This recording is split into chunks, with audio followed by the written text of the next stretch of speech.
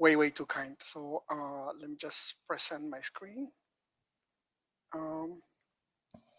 Thank you, everyone, first of all, for joining me in sharing a little bit about my experience on well, overall life. What I want to share, I mean, the title of the conference is Failure as a Part of Success, but what I was really trying to do here is being able to share something that I would like to tell myself in the past. So if I was able to go to when I was 15 years old to when I was 20 years old, what would I tell myself? What would I be able to suggest without influencing the future, things that I should be able to do or not do? So first, let's start with who Pedro Mont is and how did he start it out. I mean, born, raised in Peru, so South America, Spanish being my native language. My grandparents actually started a shoe business, so I was raised among shoes. I actually grew up in a factory. I remember when I tried to go into university, I was almost rejected because I was almost second to last position on the entry exam. I was rejected by Harvard 3 times. I think at the first time they were like, what part of no did you didn't understand? I'm an introvert by nature. And my first job out of school was sales. So I don't know how I ended up there. I bankrupted my first startup, like right out of college too. I've been for more than 20 years, for more than half of my life, trying to learn a language and still not fluent yet. I opened several stores since retail is my business and they flunked completely. And I have been rejected several times trying to find a job while in the US. So this is me. This is how I started. But what am I right now? What am I doing? I mean, I own 3 companies. I'm actually a shareholder on all of them. I graduated first place at my school, valedictorian. I am currently an angel investor and startup mentor in China, even though I'm based in New York and I'm Peruvian. I'm still a volunteer firefighter in Peru. I cannot be as nimble as I used to be, but I still help out. I used to be a strategy consultant for Booz Allen Hamilton. I tripled the family business once I went in. And even though I don't master it, I can at least speak Chinese, which would be my third language. But I think that the point of this is that it is for all those mistakes in the past that I was able to understand and achieve more things in the future. And I don't see mistakes as something that it's a bad thing. And I'm going to go through some experiences for you to get a little bit more flavor in it. This is what I wish someone told me at the beginning of my professional life.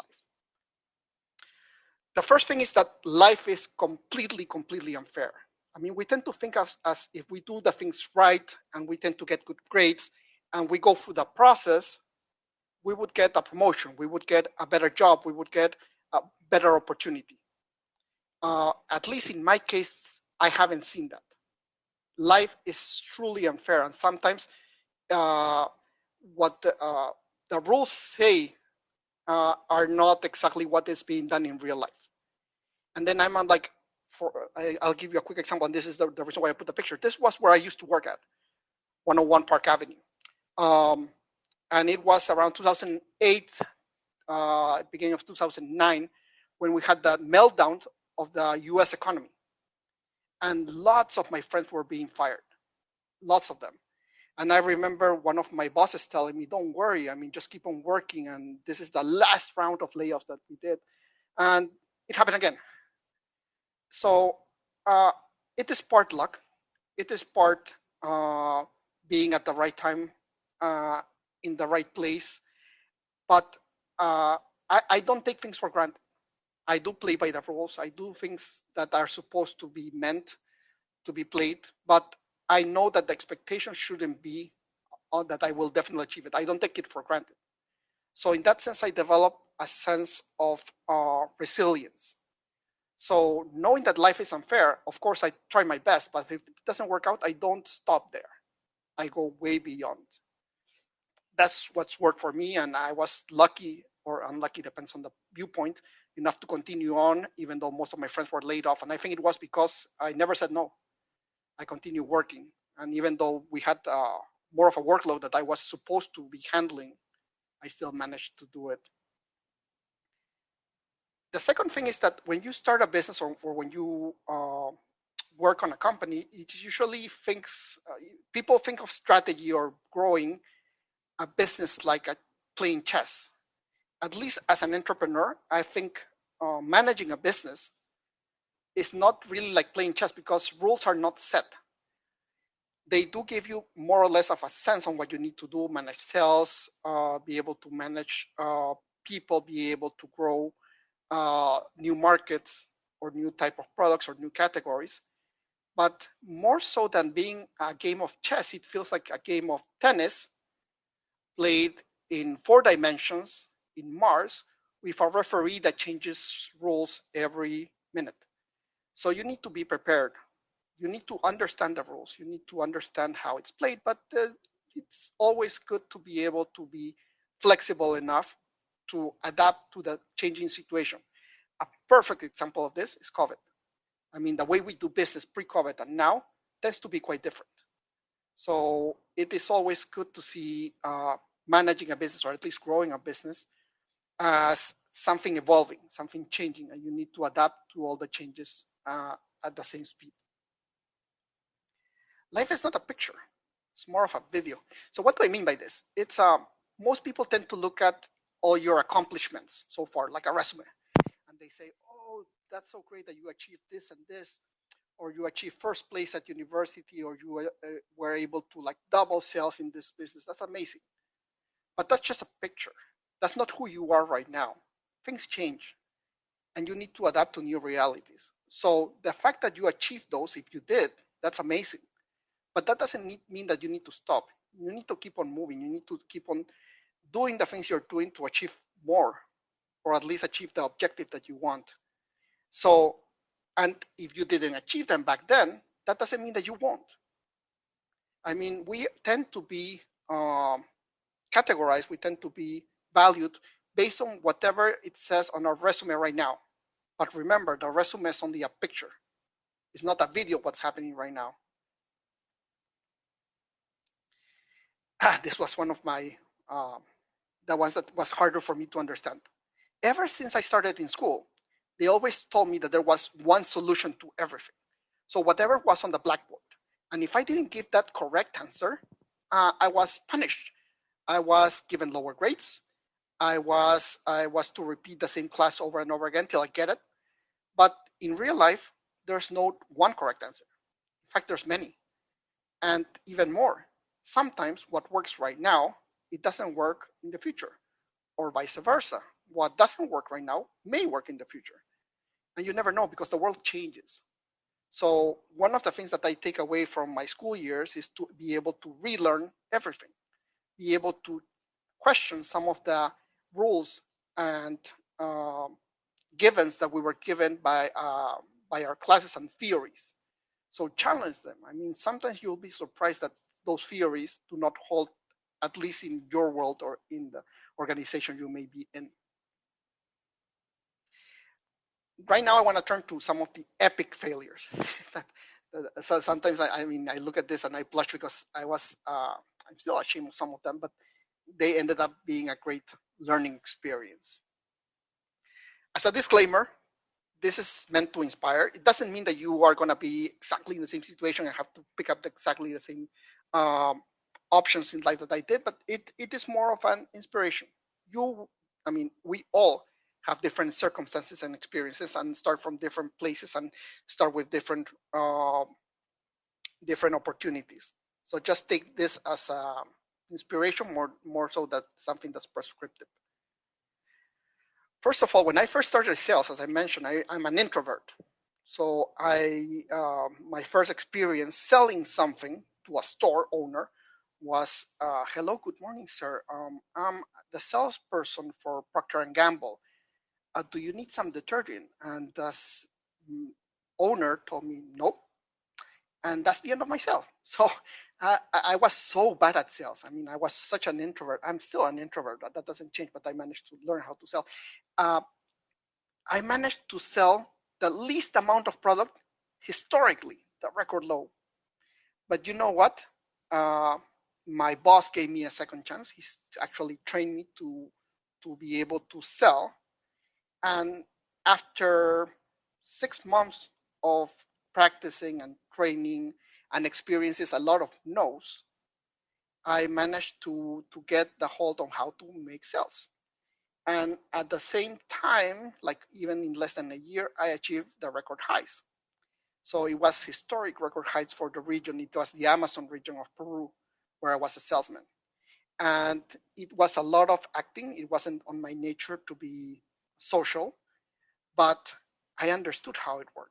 I understood how to turn something around. It didn't bother me as much. Of course, it did bring me down a little bit that I achieved like the historic record of low sales in that region.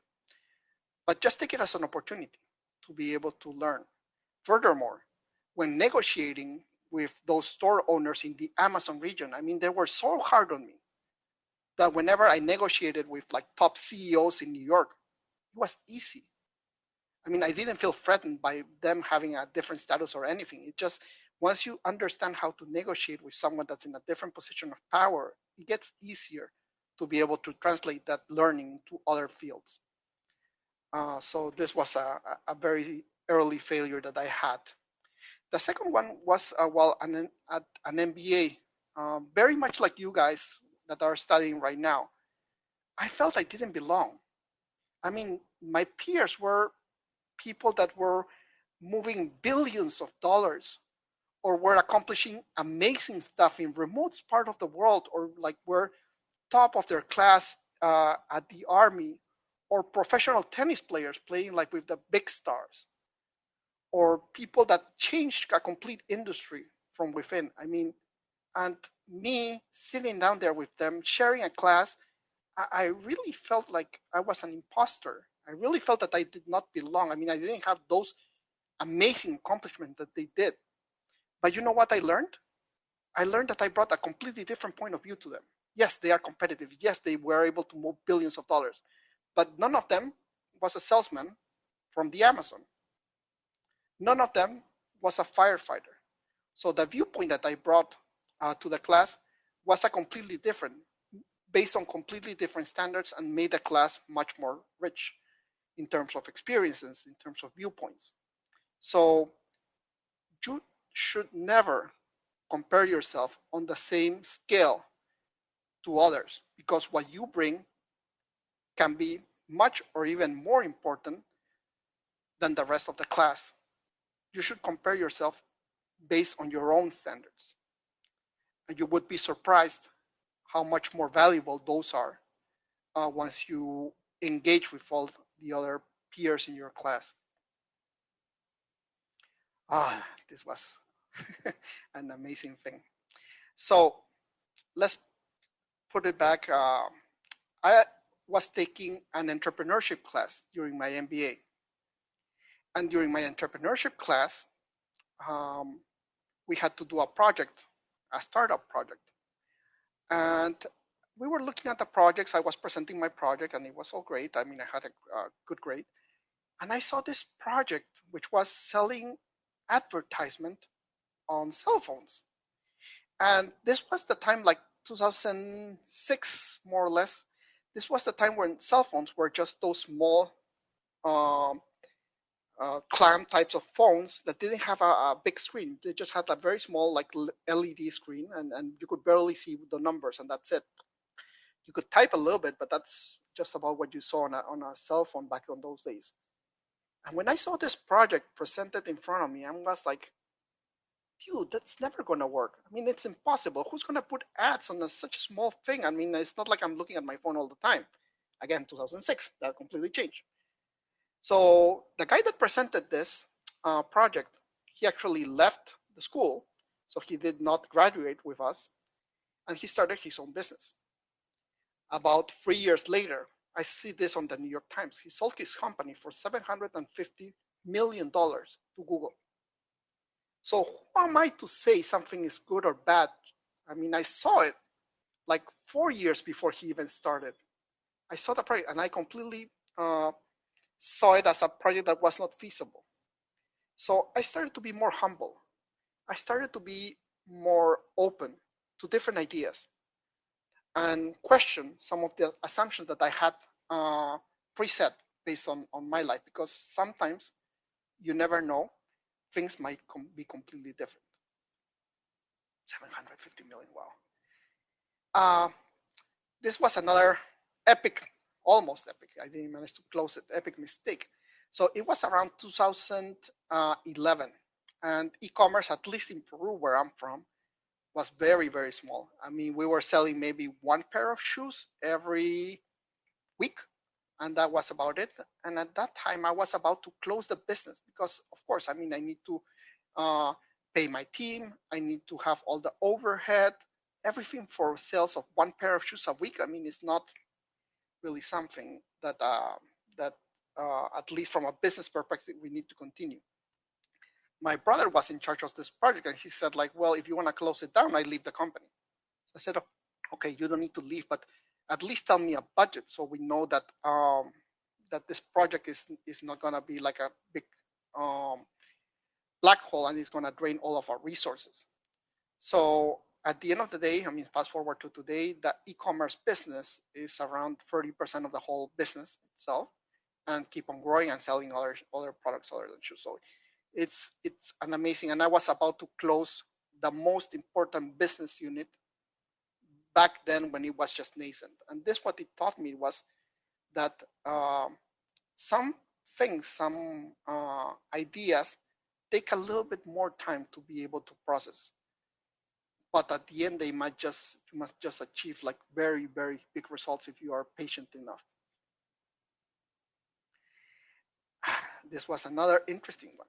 So how can a shoe store sell soy sauce?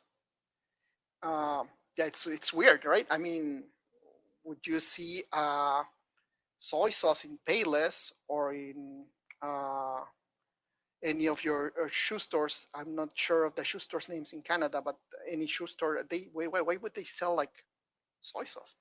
So for us, it was interesting because we sell fashion. Let me just step back and see what fashion is. Fashion is whatever product, physical or digital, that allow you to express who you are without saying a word. For example, the way I'm dressed told you something about myself, and you make a mental image on who I am, what I might like, or what my personality is like, just based on how I'm dressed. So why soy sauce? I mean, that's so weird. So remember again, COVID. What happened is that it made us stop doing what we were doing before. So in our Instagram feed, in our TikTok feed, we used to have pictures or videos of what people wear when they go out to the office or when they go out to a meeting, because it's fashion. It expresses what you are. But while we were all locked down under COVID, we started cooking, and pictures and videos changed from clothes to food. And at the first, it was like very timid, saying like, "Oh, this is some stuff that I'm doing at home. What do you guys think? Is it good? Does it look tasty?" And almost at the end of the quarantine period, we were like, "Oh, look at this plate. I mean, mine is much better than like a Michelin star restaurant." So it's interesting how we change, at least in terms of fashion, from different products. We do sell a lot more products now, but we were able to see that demand for this type of products uh, on the e-commerce level, on the e-commerce business unit, was so high, even though the platform was not made to sell um, food type of products. But it was a learning experience, and right now it's one of the main sellers. Selling competitors. So this is another brand in Peru again, which is one of the main competitors to Platanitos, which is our own brand. So this was a huge discussion. Why would you have your competitor on your own website? I mean, what? That's crazy. You're gonna cannibalize yourself. Turns out it didn't. Turns out when we did the experiment, when we put our competitors in our website, it just shows that it's more of a bigger platform and you have more options. It ended up being that it did not cannibalize, but it grew our own brand in terms of sales, just because we were offering more variety of products. This was something that I was skeptical about, but it didn't work. I mean, again, numbers don't lie. This was another one, and this actually was a teaching that a client gave to me. So whenever, if you are in retail, usually you have different SKUs. And in terms of shoes, it's very hard to get all the shoe sizes because of logistics in the same model. Sometimes you have out of stocks of one size or the other. So when I see these two pairs of shoes and I don't have a sizing on one of them, I usually offer the other one. And a client told me, I don't think that's possible. I don't think you should do that. I'm like, why not? I mean, it's the same. It's exactly the same product. A red sneaker that it doesn't have shoelaces. And I think, I mean, there's a little bit of difference, but I mean, it's the same shoe. And she told me, no, it's not. And I'm going to teach you by doing an example. She said, well, let's say you fall in love with a girl. I'm like, okay, I fall in love with a girl. And let's say that you want to marry her. Sure, okay, I want to marry her. But she's married already. Oh, okay, so I cannot marry her. But there's her twin sister. You can marry her then. No, but she's not the same. Yeah, but she's a twin. So, I mean, even though it might look the same, when you fall in love with a fashion item, you fall in love with that specific fashion item. It doesn't matter if the other one it's alike or it's similar. I mean, it's different, and you don't fall in love with the other one. So it's very rare that you see someone shifting from one model to another, even though they may be similar. That's how I learned.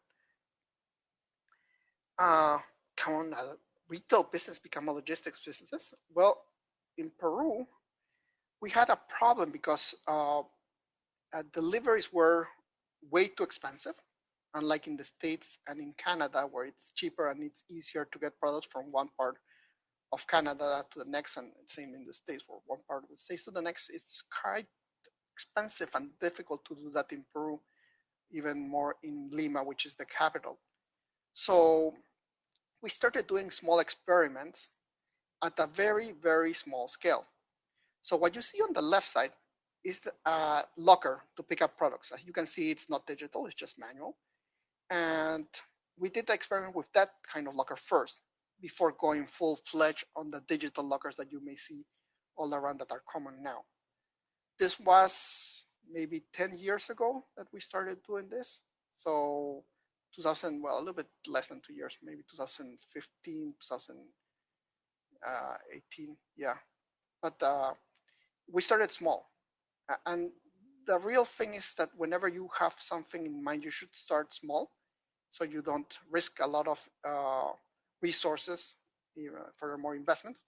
And then once you figure out that works, you can scale it. This is my love-hate relationship with data. So this was another one of my brother's projects, which was being able to put a unique code on each and every single product. So for example, if you see two bottles of water, which are exactly the same size, exactly the same product inside, but one of them has one code and the other one has a different code. And why would we do that? It's like having a passport, but why would we do that? Because it's more cumbersome. There's more work in terms of data and administrative management of those products. It's because we're gonna have full history on what's happening with each product. I mean, one may be handled by someone completely different. One may be in one store, one may be in a different store. It can be have even a different price because one product has a little bit of a problem and the other one doesn't. We can see where the product has been or how many people have actually handled that product. So it has a lot of uses. One of the main uses is this, which is being able to use a chaotic warehouse inventory. Chaotic warehouse, it means that you put the product wherever you want and the machine will be able to tell you where it is. It's counterintuitive, but when you put it wherever, it's easier and faster to figure out where it is because the machine will tell you exactly where it is. In retail, what we used to do is we put products based on brands, second, sizes or colors, and then lastly, models if we need to. But when you mix everything, let's say a quadrant, you are able to find it more easier. Like for example, I know all the orange boxes are Nikes. So if I need to find a Nike in a specific quadrant, it's very easy for me to find it because it's the only orange box that I find. Or maybe out of 2 orange boxes, I can find it. So it's faster. We figure out that what it took us about 5 minutes to find a product in a warehouse, we cut it down to 1 minute, just because we were able to use a chaotic warehouse management of inventory. And this is done because we have a unique ID for each single product. Makes also having inventory processes much, much faster. So that's something that, I was against, but data proved me wrong. And again, I had to lean in and know that this worked. Recommendations. So after we talk about all the things that I didn't believe and was completely wrong about, what did I learn? First of all, allow yourself to fail. I laugh at myself all the time. I'm make mistakes all the time. Even in this presentation, I made so many mistakes. Hopefully you didn't cut them all, but I made so many. But at a small scale. So in that sense, you cannot risk all of your resources, that may be time or money, but do allow yourself to fail. It is very hard, especially if you are a type A that wants to achieve everything and you're not able to. It's counterintuitive. The more you fail, the more likely you will succeed. Your background, your time is completely different than mine. You have so many different resources at this point in time. So many. From just CRISPR to 3D printing to quantum computing. Everything is being developed, and everything, like the resources that you guys have, I wish I had them back in my day. You have to piggyback on everything that's already been developed, because you're going to build the next new world for my kids, for the upcoming generation. And you have so many resources at your disposal. I'm so envious. The things that you guys can learn just by being at university right now, it is amazing. Take advantage of it. Learn it. And don't learn it just because it's a hot market. Just learn it because it's cool. It's because you like it. Read. One of the best ways that I managed to also be able to understand the world, different cultures, different people, even different languages, is reading a lot. Help me understand, help me open my mind, help me being less of a stuck-up person and being more of a open-minded. Also, it's a good entertainment if you're stuck in a traffic or on a plane like me.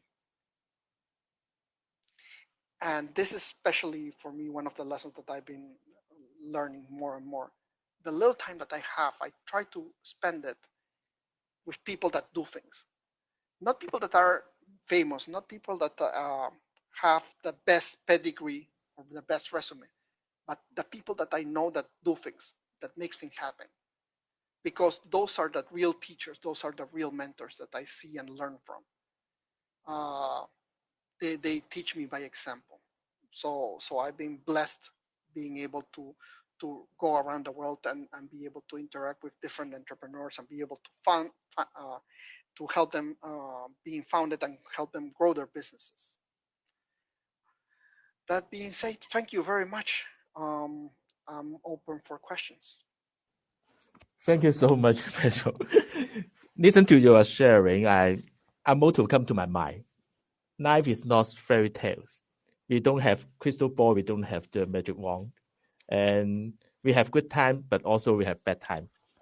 The point is, can we learn from the failure? So your presentation have already shared this point to us. Very good. Thank you. And so in the meantime, is the Q&A session. Do anyone want to ask anything to our speaker?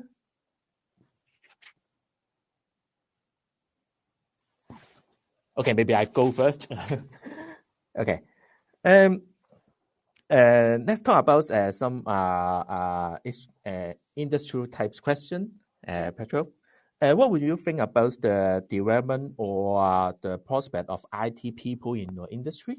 how can they help in your business?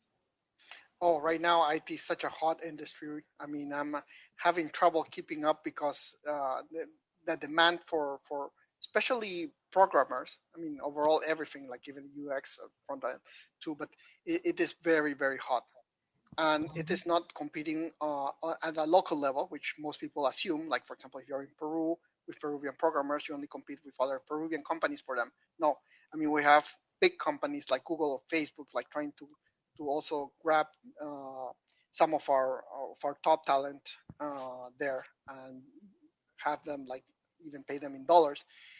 So it's been hard. I think right now for every single company, demand for IT is going to be huge. Things that are going to pan out, at least from what I see, is that specialization is going to be key, because IT at the beginning used to be just basic programming, and Yes.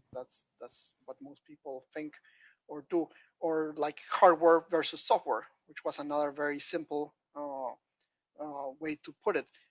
Right now, I mean, there are so many things that are coming up with big data and analysis, being able to like we were talking earlier, being able to get very uh, very important information or actionable information from data. Because of course everybody can have data, but who can actually have like data that tells you something or gives you an advice on what to do? I mean, that's the question. That's the main question. The second part is everything that's happening with decentralized web, which is now we need to program, because we are used to programming and being able to patch our mistakes later on. So that's why we get patches on every single software that we use. But with Web3, what we're seeing is that nowadays you have smart contracts, and those smart contracts live forever. It's not that you can patch a smart contract, and there's no entity or centralized entity that controls it. For example, you get that with DAOs, you get that with NFTs. So that's going to be something that's, I see it as very nascent. It's really cool if you're into programming to be able to program those sort of contracts. Thank you. Another question. Can you give some hints to, because some of our audience may be a fresh graduate. When you recruiting IT staff, what kind of skill or characteristic do you value most? Well, the first part is of course technical, but there's a second part which is hidden, and we figured it out uh, while we're working too, which is communication. I mean, I'm an introvert by nature too, so I understand where when people like don't like to just speak up, or when they have a problem, they usually don't bring it up because they tend to feel that it's not as important. But communication is a very useful skill regardless of wherever you are. It helps me understand what you're thinking, what other problems may be, or even give a great suggestion that we were not thinking about. So our best programmers, our best IT team members tend to also have some skills in communication and be able to drive their ideas into completion. So not only program whatever they're told, but also give examples or give ideas on how to make it even much better. Okay, very good hints for us. Okay, one audience asked that it seemed to me that your company is transitioning from shoes companies to technologies platform. What has been the biggest challenge during this transformation? That's a great question, Jonathan. And more so than a transformation, I think I mean, I didn't get time to explain a little bit about the shoe company, but I think the shoes were just the excuse to sell fashion. So when we created a shoe company, well, actually, my mom created a shoe company. She wanted to solve a fashion problem. Back in '91, when she first opened up the first store, she wanted to sell fashion shoes, but at an accessible price. Back then in Peru, it was really, really hard to get shoes, at least fashionable shoes. Those that you see on the shows in New York, the fashion shows in New York, or the fashion shows in Europe. I mean, either you had the money to travel to Europe and the States to buy it, or you had dollars to be able to buy it in Peru. So what my mom did was try to find very similar models, buy them from China, and be able to give the Peruvian consumer those same models at a much lower price. So, I mean, that's how we started out, solving that fashion problem that at the time was shoes, women's shoes specifically, and in the process, we started growing up in terms of store, being able to have it not only accessible to the people that are in Lima, the capital of Peru, but also to other areas within Peru. So to your question, how does it transform into a technology platform? Well, our goal as a company is still solving the fashion problem. It's just that right now, importing shoes from China doesn't really solve the problem because anybody can import shoes from China. So that doesn't really solve the problem. Right now, to solve the problem, you need to give access to information in real time for people to be able to know if you have a stock or not. And if you don't have the stock at that moment in time, which store within a 2 kilometer radius has, because I need the shoe now. I don't need it for tomorrow. I mean, it's a product that it's bought on impulse. And an impulse is something that you want right now. It's not something that you're going to think about like in a day or so, and you're going to plan for it. It's just that you like it, you want it. So what we did is we used technology to be able to understand how to make our inventory in each one of our stores precise. So let's say that you don't find your shoe size on one of our stores.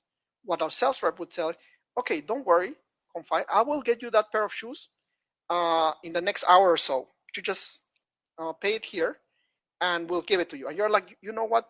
In an hour, I won't be here at the store. I'll be at home. Where's your home? Oh, this is my address. Okay, we'll send it to your address right now. In fact, the shoe is going to arrive before you do. You get back home. So technology can help us do that because we can access which one is the closest store that has inventory and use that as a fulfillment center to send it. So for us as a company, our mission is to solve the fashion problem. If we use technology, if we go into logistics, even if we have to use physics to be able to solve it, we will do it. Our purpose is solve the fashion problem. You being able to access that physical product that expresses who you are without talking. Sometimes can be digital, but that physical product that expresses who you are without talking. We want to make it easier, faster, much more of a variety, and at the right price. If we need to go into technology to do that, so be it, and that's what we're doing. I see. There is a follow-up question of the previous question. Is that as you mentioned, you have an MBA and your degree, and then the audience want to ask how well do you think your studies prepare you for this challenge? Can I be completely candid? It did not. In fact, it went the other way around. It made me more vulnerable to the typical ways of doing business. So let me get you in a little bit of a personal secret. So when I was trying to grow the family business, to grow the shoe stores, I went the traditional route. I was opening up new stores. I was trying to see what new types of shoe I could sell. So if I sell women's shoes, I could also sell men's shoes, or I could sell kids' shoes. But nothing worked. I mean, our sales stagnated, margins were dropping fast, and I was feeling like a failure. I was like, you know what? I mean, I worked in New York. I did so many great things academically. I mean, how come I not be able to see how to solve this like specific problem? It's impossible. So I went into a real depression, medical depression. Uh, it wasn't until I realized, and this was the reason why we now know what our purpose is, that my mom created the shoe store not really to sell shoes, but to solve a fashion problem. That was her goal. So once we understood that, it was easier for us to be able to adapt and see that fashion is not only women's shoes. Furthermore, fashion is not only shoes. So it wasn't until we proved that. So in a sense, what my studies did at that time is put me in a little box and restrict how I would solve a problem. So that's why I'm trying to share with you that you don't need to restrict yourself to what you study. You don't need to restrict yourself to what your job experience has been. If you want to change and prepare yourself for something new, so be it. I mean, you don't need a degree on Web 3.0. Actually, there's no degree on Web 3.0 right now to tell you how to do it. You need to just learn it yourself. I mean, I was telling Confide too. I mean, I'm learning Chinese just because of the fun of it, Nobody's putting a gun to my head and saying you need to learn it. I'm learning about NFTs just because I like it. Again, there's no real purpose. I think the more experiences you have, or when you're trying to go into an industry, you need to learn it. And sometimes I think you guys are at that great crossroad, which is because of COVID, all businesses model have changed. All of them. All of them. It's like we press a reset button, and right now we are starting from the scratch, and we need to define how we're going to do business. How are we going to interact with each other? Who's going to create the new framework on how things are going to work from now on? And you guys are at the forefront of it. I mean, you guys are going to create it. I think, yes, studies are important, but there's a limit to what they can do. And if they restrict you on what you want to become or what you, I mean, that's where the problem lies. It doesn't mean that studies are bad. It means that you need to know them, how to use them. For me, it's like a lens. So I have my marketing lens, I have my operations lens, I have my human resources lens, I have my programming lens, and what I do with that problem, the lens does not define what I should do. It just gives me a perspective, and then I decide based on the combinations. The more lenses I have, the better, usually, the better the solution I come up with.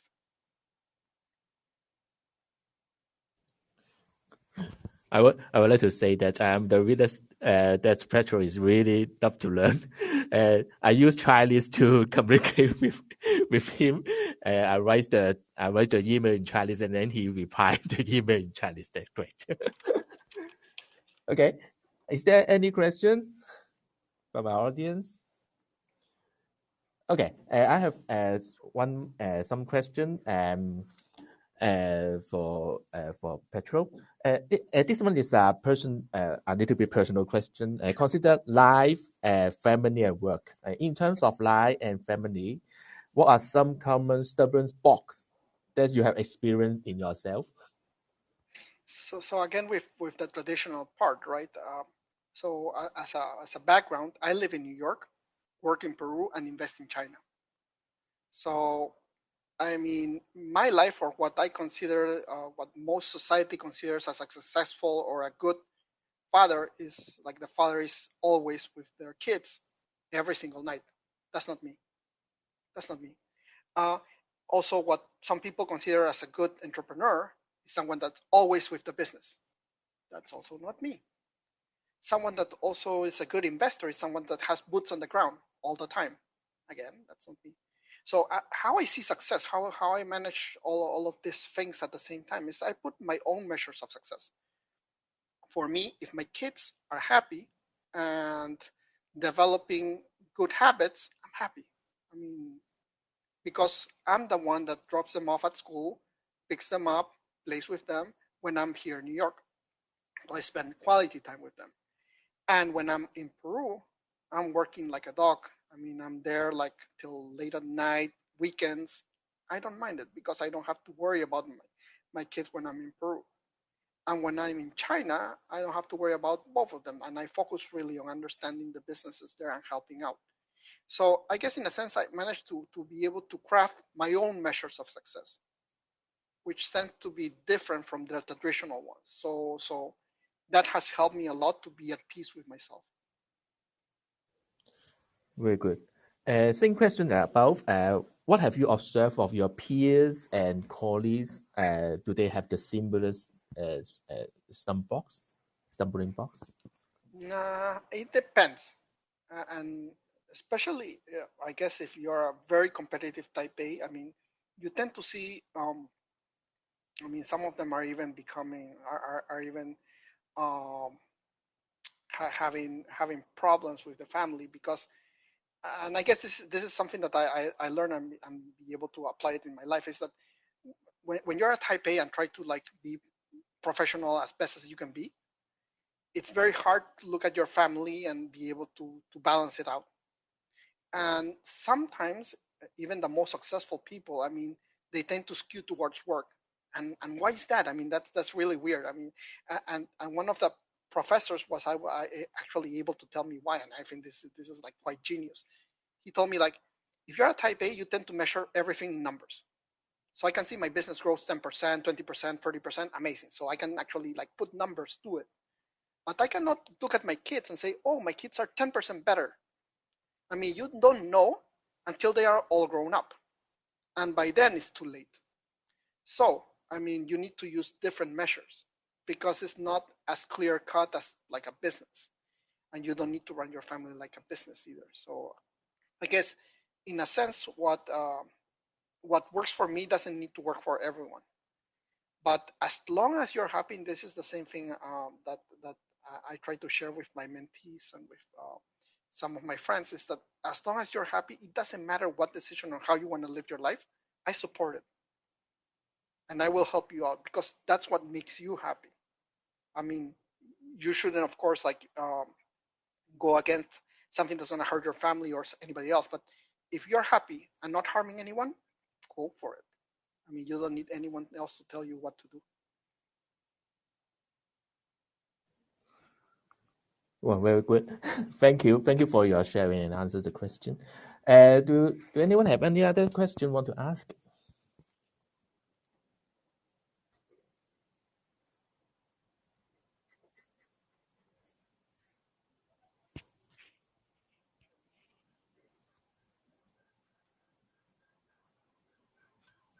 Okay.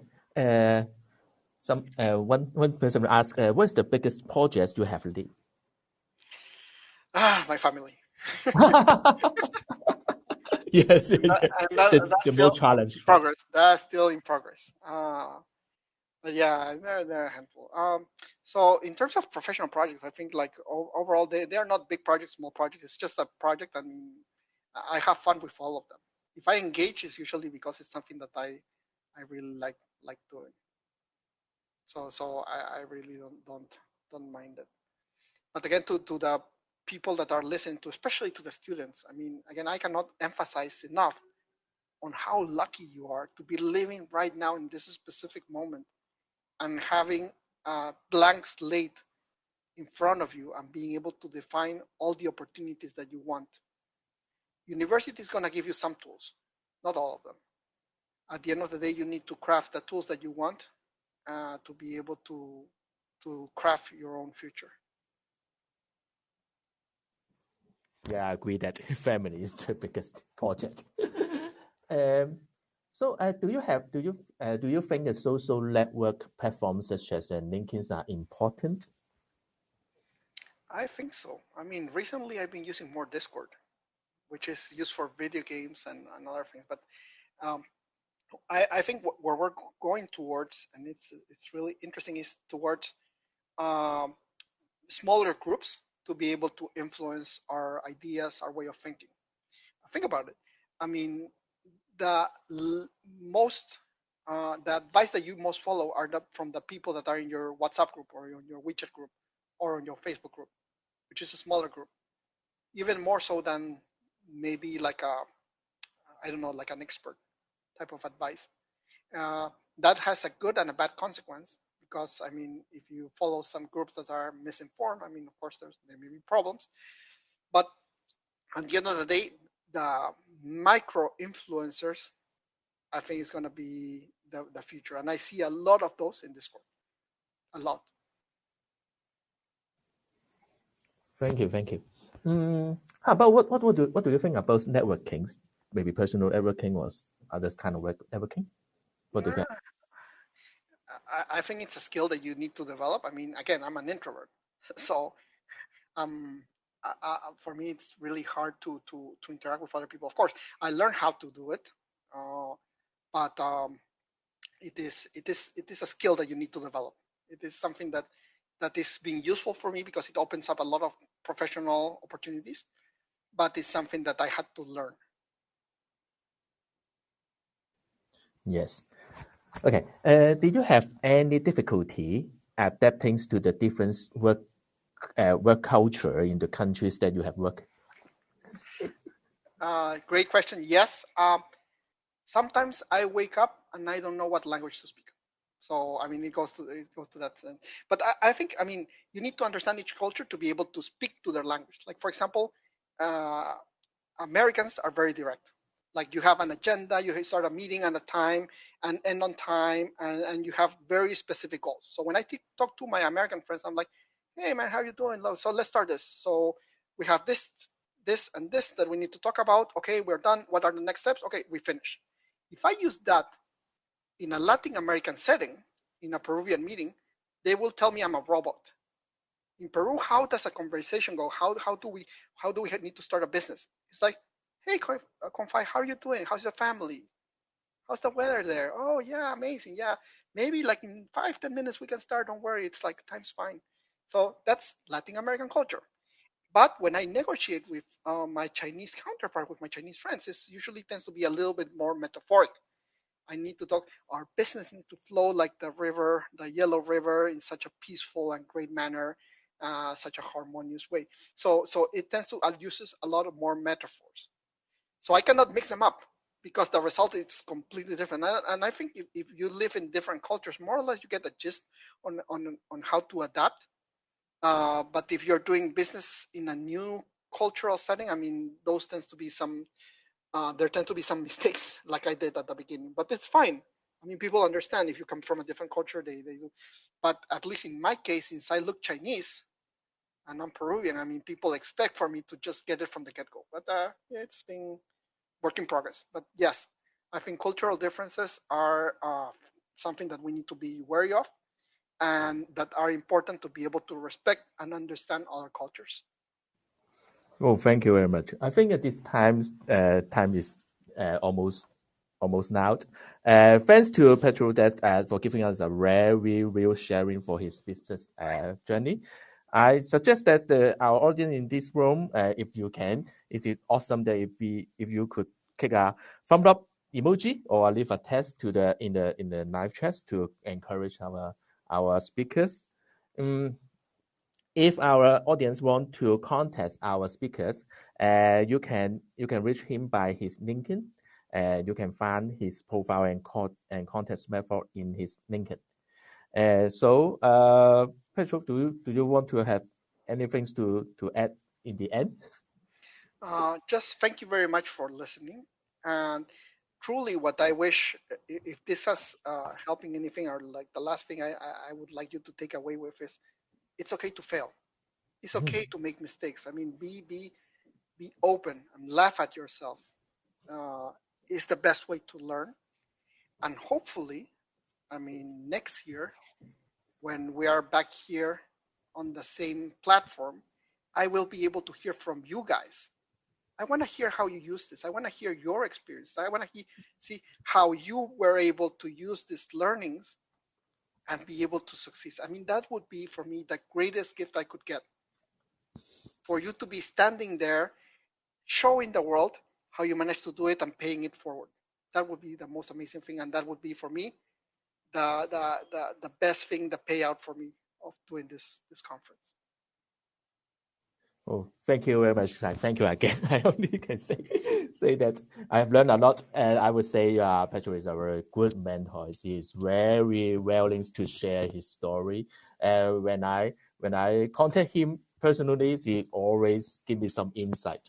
And I hope that, and I also believe that in these sharings, all of us can get insights from your sharing. Thank you very much. This is the end of this session. For the audience, you can join another session in the boost in this platform, so that it's time you can live now. Okay. Thank you so Very much. much, everyone. Thank you.